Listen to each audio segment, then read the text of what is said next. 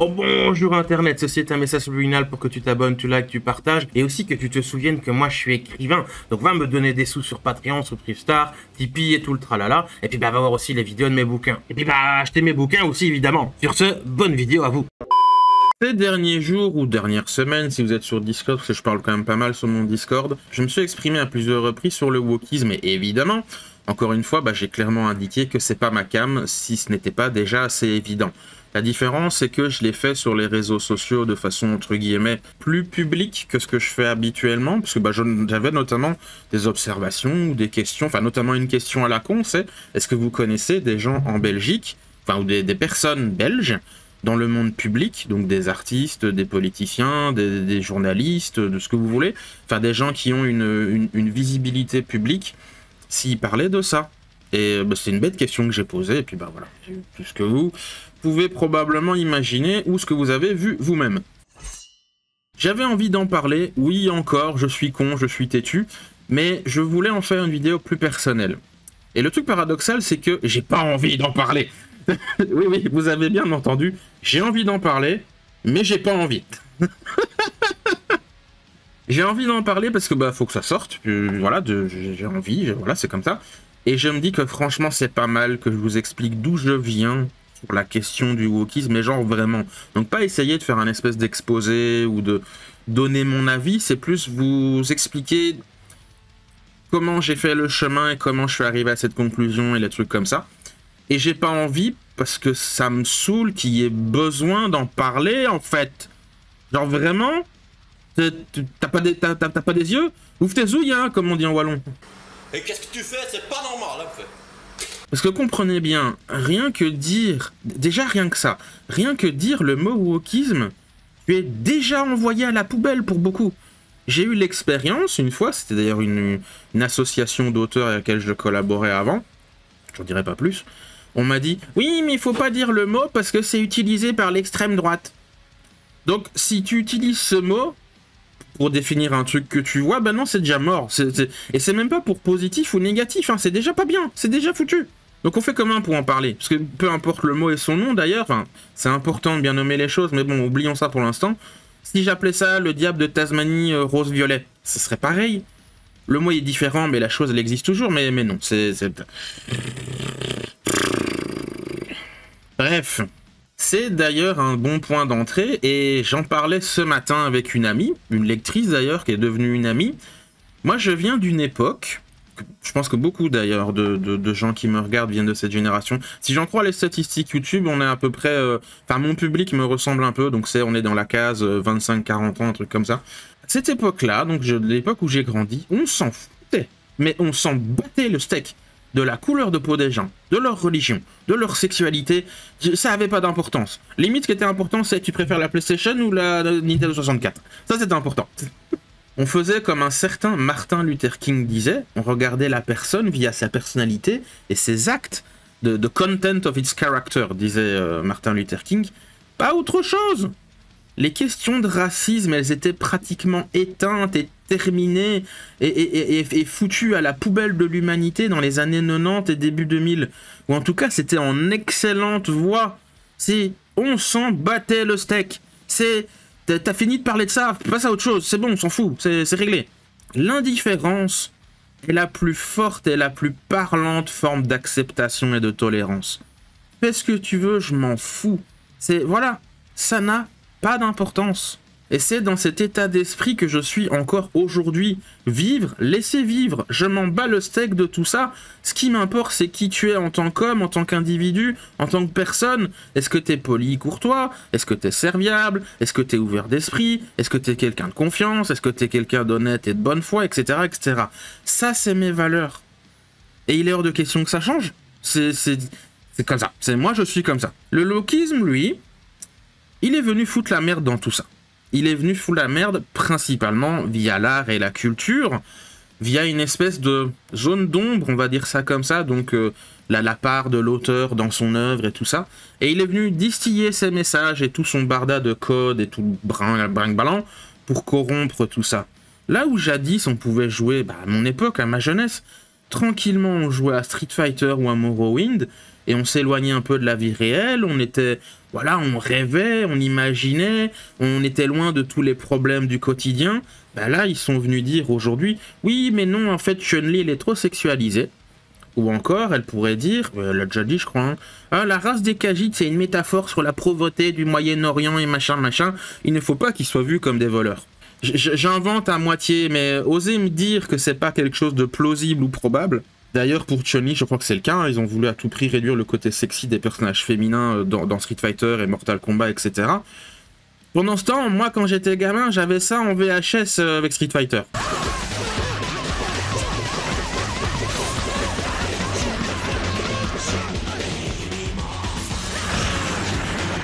Je le répéterai jamais assez, la culture, c'est un énorme enjeu, c'est un terrain de guerre en ce moment, et malgré moi, oui, je suis embarqué là-dedans, je suis dans ce qu'on appelle la culture war.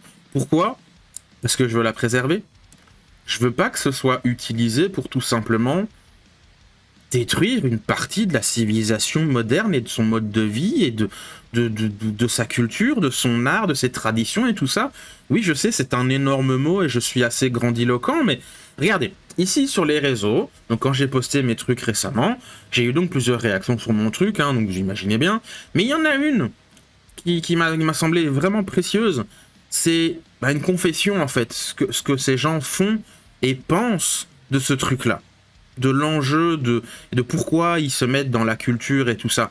La culture war, en fait, comme on terme, donc la guerre de culture, hein, si vous ne parlez pas anglais, elle oppose deux camps. Il y a les gens comme moi, qui veulent préserver la culture et envoyer se faire foutre la politique et le militantisme et tout ça, hors de ça. C'est c'est pas la place. Tu vas ailleurs si tu veux, mais pas là. Et puis il y a les autres, donc les woke, les gens qui veulent que les œuvres soient dites inclusives, machin truc, bidule, machin. Ils veulent aussi modifier des œuvres qu'ils adaptent ou qui font un espèce de remake ou qui font une nouvelle sortie, avec notamment les livres hein, qui sont censurés et modifiés. Et quand ils s'adaptent des œuvres ou des univers déjà établis, comme Star Wars ou Seigneur des Anneaux, j'ai besoin de continuer. Toute ma vie, moi, je l'ai passé à admirer plein de choses grâce à la culture et aux œuvres dont je suis tombé amoureux. Ça m'a fait réfléchir sur des millions de sujets. Ça m'a fait rêver, ça m'a fait voyager. Ça m'a appris des trucs, genre vous imaginez pas à quel point j'ai appris des trucs en jouant à Age of Empires en étant gamin, c'est incroyable. Ça m'a fait pleurer, ça m'a fait rire, à aucun moment c'était de la prêche ou des sermons où on veut que tu penses comme ça parce que ce jeu ou ce film va t'apprendre ce truc-là. Non, les œuvres artistiques sont certes personnel, donc forcément tu y mets des parties de toi. C'est là que je parle de l'espèce de zone d'ombre dans les œuvres artistiques qui a été utilisée à mauvais escient. Donc tu vas forcément mettre un petit peu de tes convictions, un petit peu de tes idées, etc. Mais il y a une différence capitale entre une œuvre artistique personnelle, dite œuvre originale, et une œuvre de propagande. C'est pas pareil. C'est forcément que je peux pas mettre autre chose que de moi, de ce que j'ai compris ou de ce que j'ai vu, ou même faire une espèce d'exorcisme et de mettre un truc que je suis contre dans mon œuvre, parce que j'ai compris un truc, donc j'ai compris le contre. Enfin, vous voyez ce que je veux dire? C'est pas pareil. Si vous êtes incapable de faire la différence entre une œuvre personnelle, originale, intime, et une œuvre de propagande utilisée pour faire de la prêche et du militantisme, ou de comprendre l'espèce de subtile nuance entre les deux et comprendre que c'est deux trucs totalement différents, deux façons de faire différentes, vous êtes un idiot. Je suis désolé. Enfin non, en fait, je suis pas désolé. Va te faire foutre, tiens! Toi aussi, va te faire foutre! Oh! Mais quel connard, ce type! Oh. Le wokisme, c'est un véritable cancer qui va tuer tout ce qui touche. J'ai dit, s'il continue à se propager, je déconne pas, la civilisation moderne est en danger. Ça, c'est mon avis. Je sais que dans rien que disant ça, il y en a qui vont faire oh mon dieu, c'est un complotiste, machin. Mais plus le temps passe, plus je le vois. Il y a encore 5 ou 6 ans, je parlais de ça à des amis. Genre, hey, t'as vu ce truc-là, ou machin, ou alors un truc que j'ai partagé ce matin, genre le lait qui est raciste, ou au colonial, je sais pas quoi. Et ils me disaient que j'étais fou. Ils me disaient que ça arriverait jamais ici, en France, Belgique, Europe, blablabla, le discours habituel. Maintenant, ils voient le résultat, et évidemment, voilà, quoi. Et maintenant, c'est eux qui en parlent et qui disent « Oh, mais t'es chiant et machin. » Enfin, chiant, pas moi, mais les trucs de woke, quoi. Et encore heureux, j'ai envie de dire, mais... Voilà, je vois déjà, il y a 5 ou 6 ans, j'en parlais, c'était déjà là, et on me traitait de fou, et là, c'est encore pire. C'est pas parce que vous êtes parano qu'ils sont pas en train d'essayer de vous attraper, hein. Je sais, c'est comique dit comme truc, mais c'est le but, hein, parce que c'est comique. Mais c'est vrai, c'est...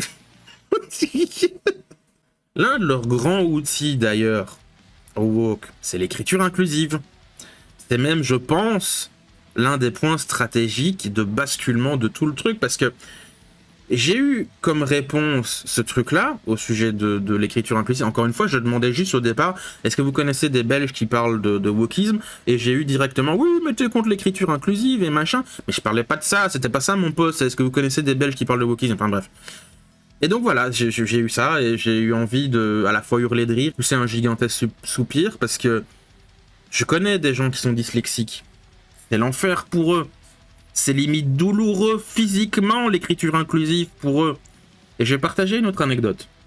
J'ai été suivi plusieurs années par une équipe éducative pour un peu remettre ma vie sur les rails. C'était en 2015-2016. Je crois que ça s'est arrêté en 2017, le suivi. Et c'était vers la fin, on avait espacé les rendez-vous et tout. Et c'est un genre de service qui aide vraiment les gens en difficulté psychique ou sociale. Genre ils vont aider carrément à trouver un logement, à avoir un service de nettoyage ou apprendre à nettoyer son appartement, faire des papiers administratifs, organiser des rendez-vous médicaux, essayer de se socialiser parce qu'on sort pas de chez soi, bla bla bla bla bla. C'est en général pour un public handicapé moyen. Quand je dis moyen, c'est que c'est pas léger ni fort. C'est des gens qui ont quand même des problèmes qui sont pas légers. Donc ça peut être des gens avec un retard mental, ça peut être de la trisomie, ça peut être un autisme plus sévère, ce genre de trucs. Donc c'est des gens qui seront à jamais marqués par leurs difficultés et ne peuvent réellement vivre normalement, ou en tout cas ils auront forcément à un moment donné le mur de leurs limites qui va être devant leur pif.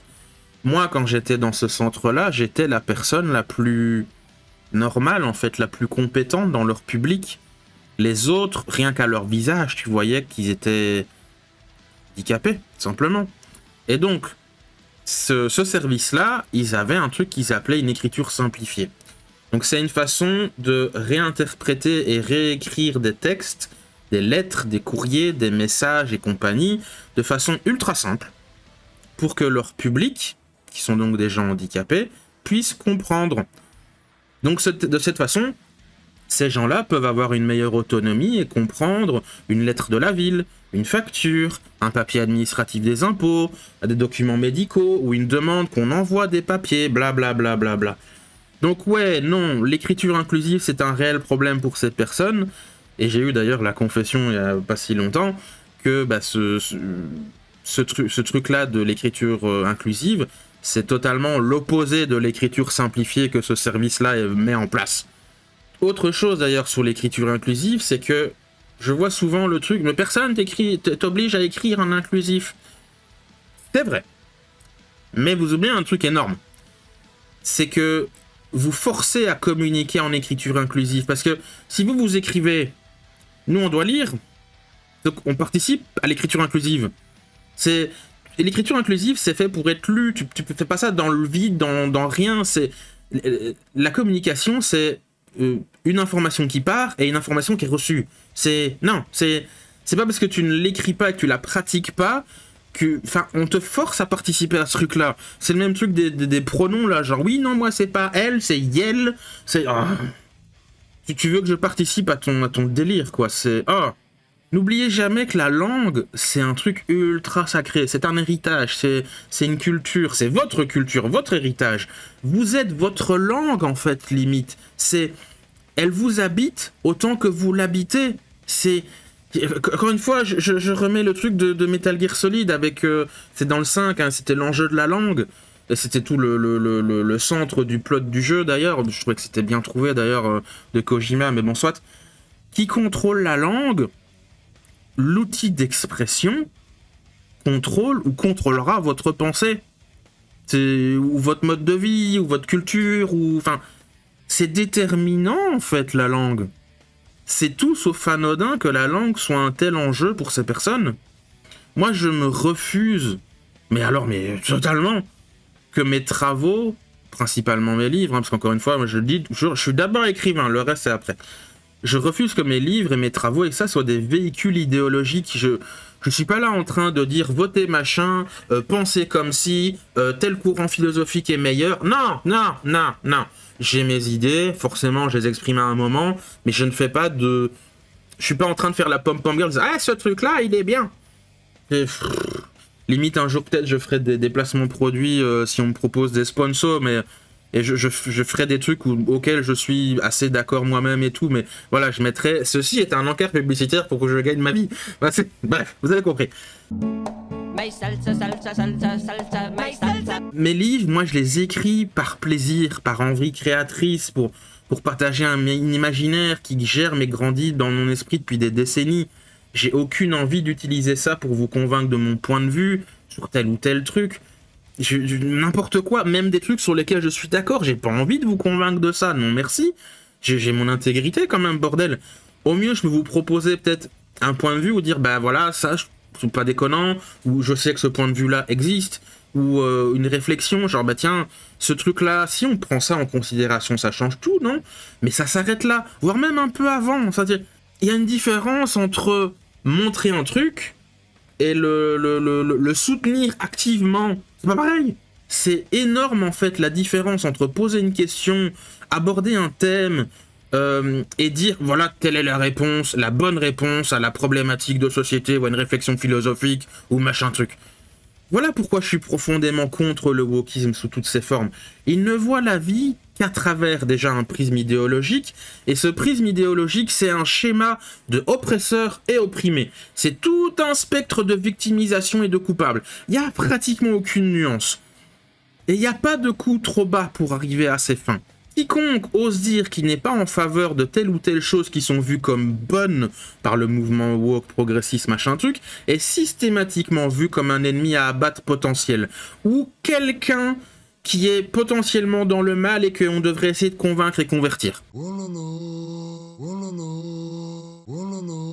Vous ne serez jamais assez pur de toute façon pour ce mouvement, car il y aura toujours un truc à déconstruire ou à progresser quelque part, un truc à rajouter en plus sur la grille de tolérance et de la bienveillance. C'est marrant d'ailleurs parce que à écrire ça et à même à en continuer à en parler dans l'enregistrement audio, le wokisme me fait vraiment penser à Ungoliant dans Le Seigneur des Anneaux. Si vous savez, vous savez, surtout comment elle finit d'ailleurs. Donc voilà, prenez cette vidéo comme une déclaration ou un communiqué public ou un truc signé, j'en sais rien, je m'en fous, mais j'avais envie de profondément vous expliquer personnellement mon point de vue sur la chose et pourquoi j'en parle et pourquoi pour moi c'est un problème et pourquoi je suis pas d'accord et pourquoi j'aime pas ça. Moi j'écris des bouquins pour le plaisir d'écrire et de partager des histoires imaginaires, ni plus ni moins. Je suis un clown, je suis là pour vous divertir à travers mes livres. Ensuite, à côté, il y a mes vidéos YouTube, où là, oui, c'est un petit peu plus personnel, une partie plus intime de mon travail, parce que, bah, c'est le truc, voilà, ça consiste en ça, YouTube, dont je me dis d'ailleurs que mes témoignages, ou mes billets d'humeur, ou mes trucs, genre, ah, cette série-là, elle est trop bien, etc., ou cette œuvre-là, elle est géniale, parce que si, ça, ou les quelques réflexions un petit peu plus...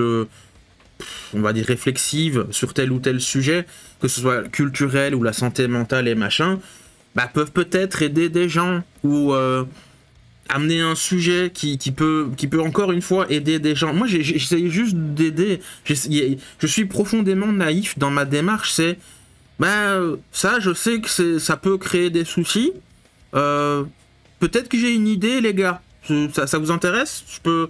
Et j'ai vu sur plein de témoignages, même des trucs de vieilles vidéos, notamment sur l'autisme, des gens me disent « Ah merci, ça résonne dans mon vécu, ça me fait penser à ça, je vais me renseigner, je vais faire des démarches, blablabli, blablablou. » C'est tout.